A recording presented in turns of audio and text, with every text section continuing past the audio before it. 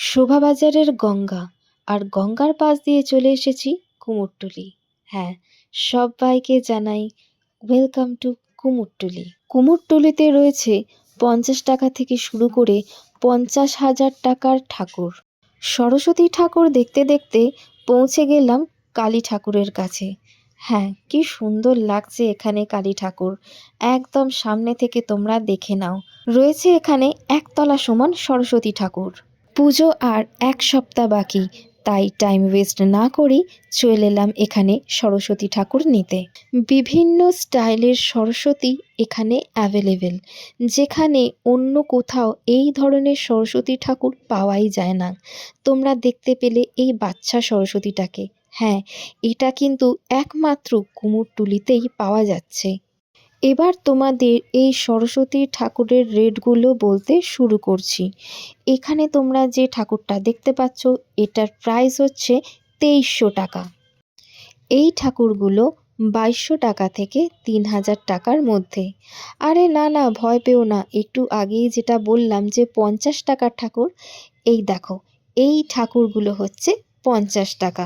বিশ্বাস হচ্ছে না তো? তাহলে তোমরা একবার কুমোরটুলি গিয়ে ঘুরে আসতে পারো। কুমোরটুলিতে এই ঠাকুরগুলো এখনও ইনকমপ্লিট। এই ঠাকুরগুলো 1200 টাকা থেকে 1300 টাকার মধ্যে।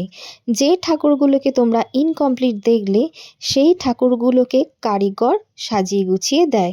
মানে হচ্ছে ওখান থেকে যদি তোমরা যে কোনো একটা ঠাকুর চুজ করো, তাহলে সেই ঠাকুরটাকে কারিগর সাজিয়ে গুছিয়ে তোমাদের হাতে দিয়ে দেবে। স্কুল কলেজে যাওয়ার জন্য সরস্বতী ঠাকুর একদম রেডি। এরপর তোমাদের দেখাতে চলেছি মোহনবাসী রুদ্রপালের স্টুডিও। কত সুন্দর সুন্দর সরস্বতী এখানে রয়েছে, আমার তো দারুণ লাগছে।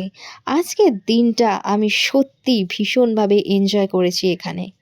এখানকার ঠাকুরের মুখগুলো একেবারে আলাদা। এরপরে চলে গিয়েছিলাম ঠাকুরকে সাজানোর জন্য জিনিসপত্র নিতে। কি সুন্দর সুন্দর ঠাকুর এখানে রয়েছে, তোমরা সবাই দেখতে পাচ্ছ।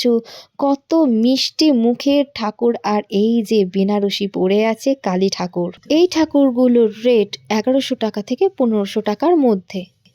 এগিয়ে গেলাম সুন্দর সুন্দর ঠাকুর দেখতে। কোনটা নেব আর কোনটা নেব না সেটা কিন্তু ভেবেই পাচ্ছিলাম না। একটু বার্গেনিং করলেই বড় ঠাকুর কিন্তু অনেক কমেতে পেয়ে যাবে। রয়েছে এখানে সুন্দর কালী ঠাকুরের মূর্তি, এখানে রয়েছে মহা সরস্বতীর মূর্তি। দেখতে দেখতে পৌঁছে গেলাম ঠাকুরকে সুন্দর করে সাজানোর জন্য সাজগোজের মার্কেটে। তোমরা সবাই একটু দেখে নাও এই মার্কেটটা কত সুন্দর দেখতে।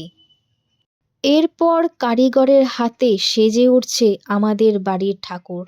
তোমরা সবাই দেখতে পাচ্ছ এই ঠাকুরটা সেজে উঠেছে ডাকের সাজে। দেখো কত সুন্দর লাগছে এই ডাকের সাজটা। তাতাই নিয়ে নিয়েছে ঠাকুর হাতে। আমরা এবার চলেছি বাড়ির পথে। এই ঠাকুরটার প্রাইস কত হতে পারে তোমরা গেস করে কমেন্ট করো। এরপর ফাইনাল লুক তাতাইয়ের হাতে। দেখো কত সুন্দর করে গয়না টয়না দিয়ে সাজিয়েছে নিজের হাতে।